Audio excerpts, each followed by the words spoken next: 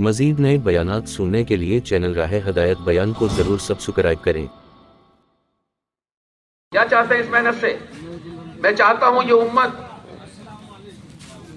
دین اور دعوت کے اعتبار سے حضور پاک صلی اللہ علیہ وسلم جہاں چھوڑی تھی یہ امت وہاں آ جائے، اور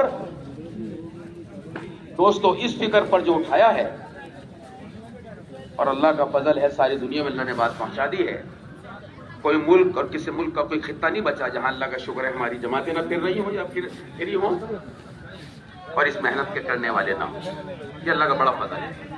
لیکن دوستو یہ تو فضل ہے، شکر ہے اس پر جو ہو گیا ہے، لیکن جو باقی ہے وہ بہت زیادہ ہے، بہت زیادہ ہے۔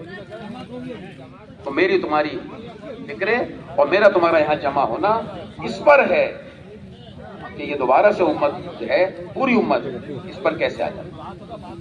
لیکن یہ نہیں ہوگا جب تک کہ ہر ایک کی فکر یہ نہ ہو کہ ہمیں امت بنانی ہے، امت تیار کریں۔ امت بنانے والے امت بنانے پر ساری قربانیاں لگا دیتے ہیں، اور امت پہ کہیں جھٹکا لگے، کہیں امت کو نقصان پہنچے تو امت بنانے والے بے چین ہو جاتے ہیں، پریشان ہو جاتے ہیں۔ جب تک یہ دوبارہ سے جو ہے وہی نہ پہنچ جاوے امت جہاں سے اس کو جو ہے نقصان پہنچایا گیا ہے۔ تو اس لیے اس محنت سے اتنا بڑا کام مطلوب ہے کہ امت بنانا، اور امت نہیں بن سکتی جب تک کہ ہم میں سے ہر ایک کا جذبہ یہ نہ ہو کہ امت بنا، ہمارے اندر امت بنا۔ اس لیے فرماتے تھے مولانا یوسف صاحب رحمۃ اللہ، کسی ایک امتی کو بھی امتی نہ کہو، ایک امتی امت ہے، کہ وہ امت نہیں ہو سکتا جو پوری امت کو جوڑنے میں لگا ہو، وہ تو امت ہے کہ حضور پاک صلی اللہ علیہ وسلم تنہا کھڑے ہوئے اس محنت کو لے کر، اور وہ سب تعریف کر رہے تھے، اچھا کہہ رہے تھے، امین کہہ رہے تھے، صادق کہہ رہے تھے، تو ساری خوبیاں جو تھیں اس پر ان کی تعریف کیا کر رہے تھے آپ صلی اللہ علیہ وسلم کی۔ تو جیسے آپ دعوت لے کر کھڑے ہوئے، اس محنت کو لے کر کھڑے ہوئے، سب مقابلے پر آ گئے۔ یہ اچھی طرح سمجھ لیں، ہم کام کرنے والوں پر حالات کا آنا کوئی نئی چیز نہیں ہے، اور کوئی ایسی چیز نہیں ہے جو ان سے جڑی بھی نہ ہو۔ کام کرنے والوں پر اکثر میں دیکھ رہا ہوں قرآنوں کا مجمع بیٹھا ہے کہ کام کرنے والوں پر اللہ تعالیٰ حالات لاتے ہیں، اور اس میں ان کو پکانا اور اپنا تعلق دینا مطلوب ہوتا ہے۔ چاروں طرف سے حالات، اپنے بھی خلاف، پرائے بھی خلاف، خاندان بھی خلاف، سب کے مقابلے کا کوئی گھبرانے کی چیز نہیں۔ اس لیے کہیں سے کوئی حال آئے تو ہماری طرف سے تو صبر اور تحملی ہے، یہ سمجھو یہ حال ہمیں کچھ دینے کے لیے آیا ہے، اس لیے مقابلہ نہیں ہے، بدلہ نہیں ہے، انتقام نہیں ہے، ان پر صلہ رحمی ہے۔ حضرت شیخ نے لکھا ہے پہلے صدقات میں، صلہ رحمی پہ صلہ رحمی، کوئی صلہ رحمی نہیں ہے، یہ تو عام بات ہے، عام رواج ہے۔ اس نے میرے ساتھ صلہ رحمی کری، میں نے اس کا صلہ رحمی کر، فرمایا قطع رحمی پر صلہ رحمی صلہ رحمی ہے۔ پوری سیرت کھڑی ہوئی کس طرح سے جو ہے اپنی طرف آنے والے حالات پر آپ نے صبر کیا، اور آپ کے صحابہ نے صبر کیا۔ 13 سال مکہ میں یہی ہوا ہے کہ کوئی انتہا نہیں چھوڑ رہے مشرکین مکہ تکلیف پہنچانے میں آپ کے صحابہ کو، جنہوں نے آپ کے ہاتھ میں ہاتھ دیا، سب کو تکلیف پہنچایا، اور آپ اس پر صبر کی تلقین کر رہے ہیں، صبر کرو۔ یہ سارا جو ہے بننے کا زمانہ ہے، ہمارے یہاں صبر ہے۔ اس لیے حضرت مولانا صاحب رحمۃ اللہ ایک عام زبان میں فرماتے تھے، کوئی تم سے بھیڑے تم اس سے نہ بھیڑو، تم اسے اللہ سے بھیڑا دو۔ ہاں، کوئی تم سے مقابلہ کرے تم اس سے نہ کرو، تم اس کو اللہ سے بھیڑا دو۔ کیا مطلب؟ کہ کوئی تمہارے سامنے آئے تو تم اس پہ صبر کرو، گویا تم نے اس کو اللہ سے بھیڑا دیا۔ سکوت۔ حالانکہ ابھی بھی ہم اس کے لیے خیر خواہی چاہیں گے، ہاں، اس کا مطلب یہ نہیں کہ ہم اس کا برا چاہ رہے ہیں اس لیے اللہ سے بڑھا دیا اس کو ہم نے صبر کر کے، نہ، اب بھی ہم صبر بھی کریں گے، اور اس صبر پر اس کے لیے ہدایت کی دعا بھی کریں گے، اس کی خیر خواہی چاہیں گے، اس میں اللہ راضی ہوں۔ ہاں، کہ دونوں لوگ جنہوں نے سب سے زیادہ تکلیف پہنچایا آپ صلی اللہ علیہ وسلم عہد کے اندر، چچا کا حل دیکھ کر حمزہ رضی اللہ عنہ کا اتنا علم بنا نبی رو دیا اس عہد کے میدان میں. سب کے رونے والے رونے والیاں ہیں، میرے چچا کوئی رونے والا بھی نہیں. اور آپ رو دیے وہ ہاتھ دیکھ کے چلے. ان دونوں نے، وحشی نے اور ہند نے جو حال کیا تھا، ان دونوں ذمہ دار تھے، ایک نے کرایا اور ایک نے کیا. فتح مکہ کے موقع پہ دونوں کو جنت میں لے جانے کے لیے ہمارے نبی کا ہمارے نبی کی اخلاق ہے کہ داعی جو ہوگا وہ تو ہر حال میں جو ہے صبر بھی کرے گا اور سامنے والوں کی ہدایت بھی چاہے گا، تکلیف پہنچانے والوں کی ہدایت بھی سمجھنا. کیوں کہ اب تمہارا تم نے صبر کیا ہے، تمہارا اللہ سے تعلق بنا ہے، اس کا استعمال کرو اس سامنے والے کی ہدایت کے لیے. اب اس کے لیے بدلہ نہیں چاہنا کہ اللہ تعالیٰ نمٹے ہیں نا کہ اللہ اس کو ہدایت دے. ہمارا کہیں سے کہیں تک میں مقابلہ نہیں، بدلہ نہیں، بلکہ صبر ہے کہ صبر کے ساتھ. تو اس پر جو سامنے والے ہوں گے بس وہ ایک حد تک جاتے ہیں، پھر وہ سوچنے مجبور ہو جاتے ہیں کہ کیا ہو رہا ہے، ہم کیا کر رہے ہیں، یہ کیا کر رہے ہیں. اس لیے سب کو لے کے چلنا ہے کیونکہ امت بنانی ہے نا. جب امت بنانی ہے تو سب ہمارے ہیں. تکلیف پہنچانے والے تو ہیں، یہ ہمارے اپنے تو ہیں ہی ہیں، تکلیف پہنچانے والے بھی ہمارے ہیں، کیونکہ سب مل کے امت بنے گی. تو کوئی کھانا نہیں ہے کہیں تک، امت تو اس پہ بنے. سب کو جب سب کو لے لیں تو ہمیں سب کو لینا ہے. اس لیے ہمارا ایک عام نعرہ ہے قیام الدین کا 100 سال سے قیامت تک رہے گا انشاءاللہ. سب ہمارے ہم سب، سب ہمارے ہم سب، سب ہمارے ہم سب. یہ جذبہ ہمارا سب کو لے کے. کوئی کچھ بھی سمجھتا ہے وہ اس کا اللہ کا معاملہ ہے، ہم تو سب کو اپنا سمجھیں گے.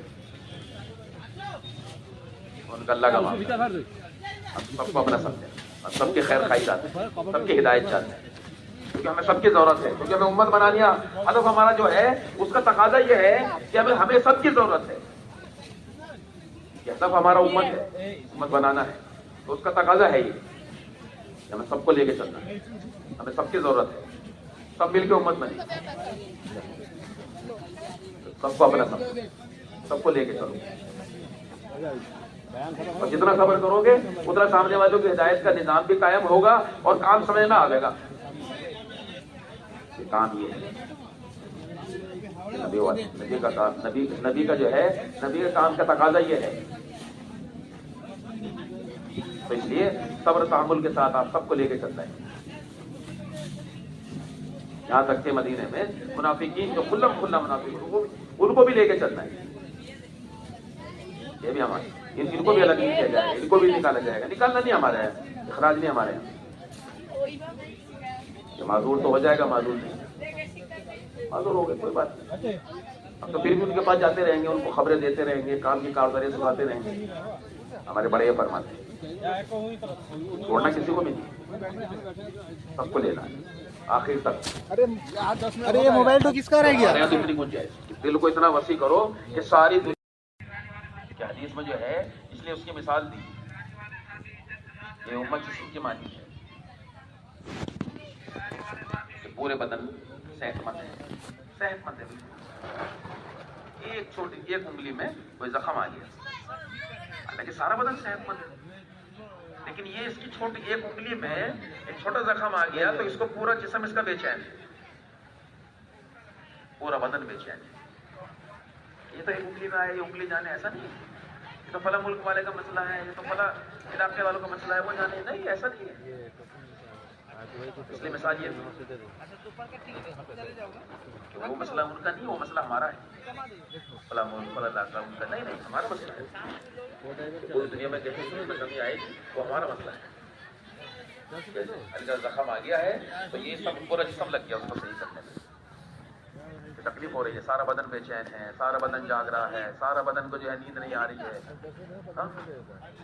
پورا بدن بے چین. جائے گا، چل کے جائے گا، پھر کہیں اس کا علاج سے سوچے گا تو اس پہ کہیں زخم ہے تو اس کا علاج کرے گا. پورا بدن لگ گیا اس کو صحیح کرنے میں. یہ امت بنا. تو اس مزاج کے ساتھ چلیں گے تو انشاءاللہ یہ امت بنے گی. سمجھنا اچھی طرح کہ اس مزاج کے ساتھ چلنا ہے کہ ہمیں امت بنانی ہے. تو ٹھیک ہے انشاءاللہ تیار ہے نا آپ حضرات؟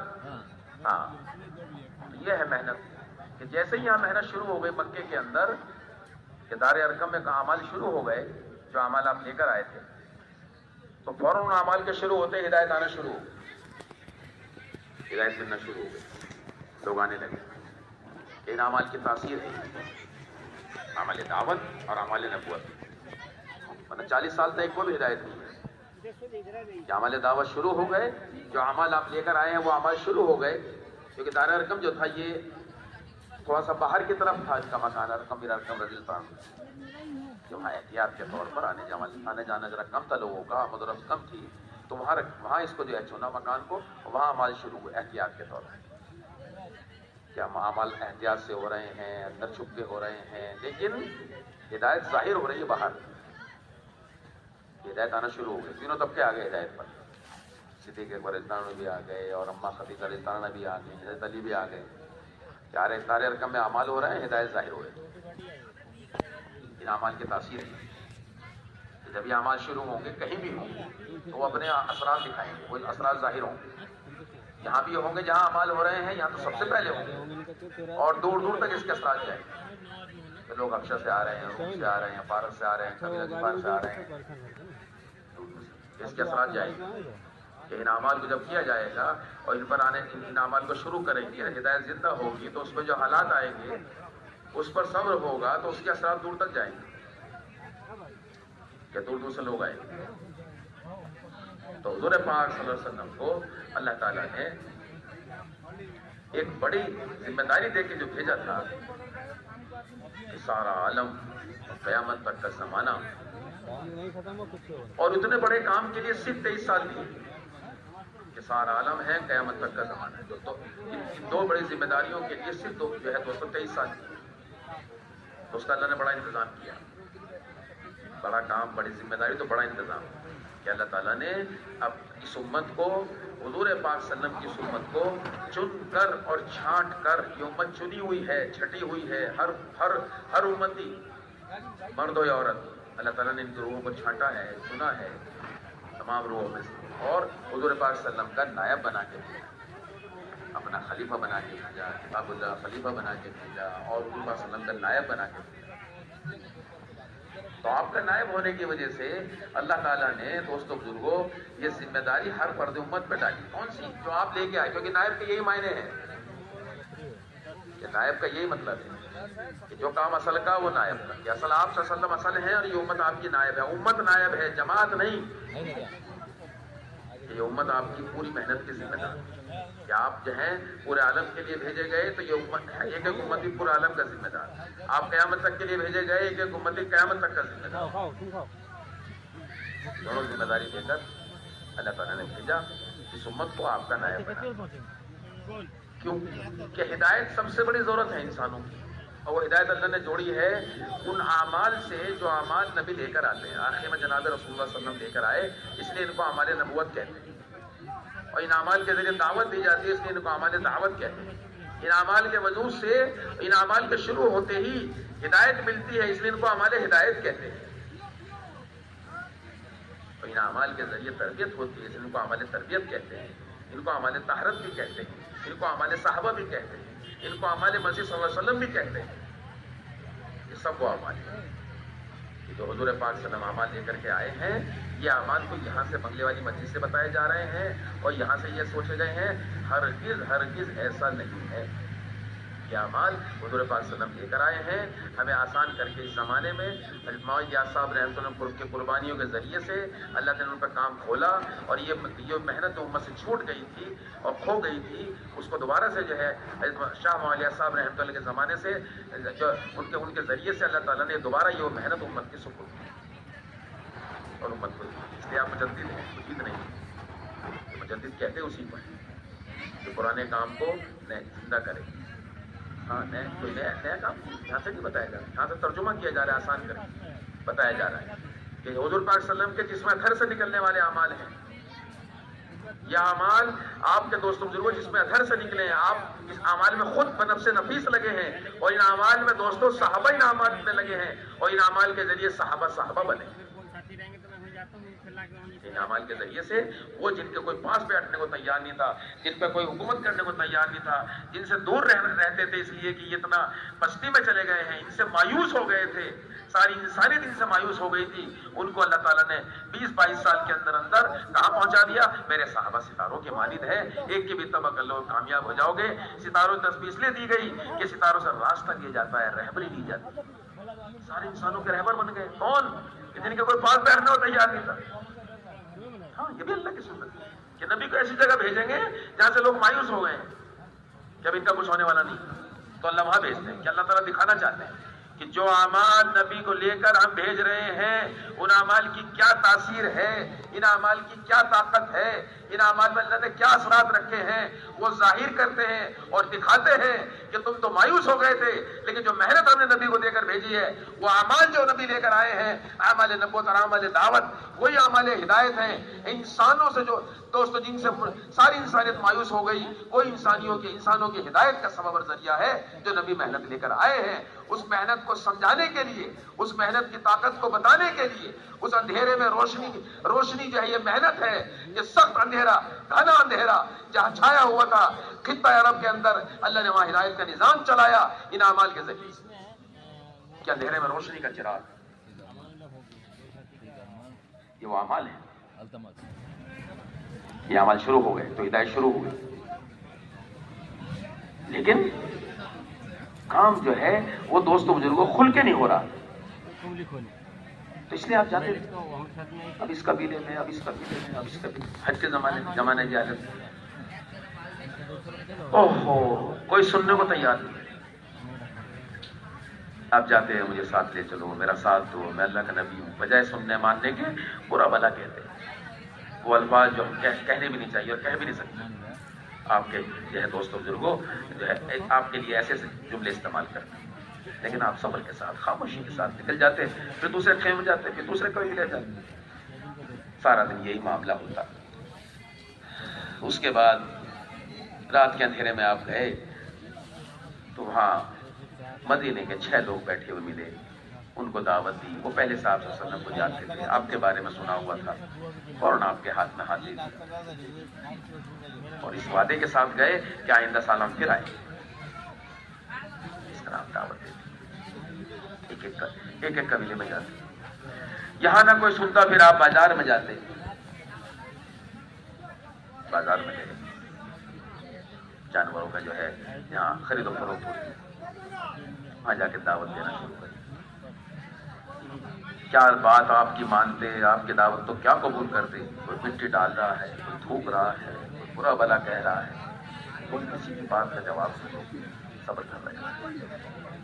دوپہر ہو گئی، تھک ہار کے آپ تھکے ہارے وہ غبار آلودہ ہو گئے۔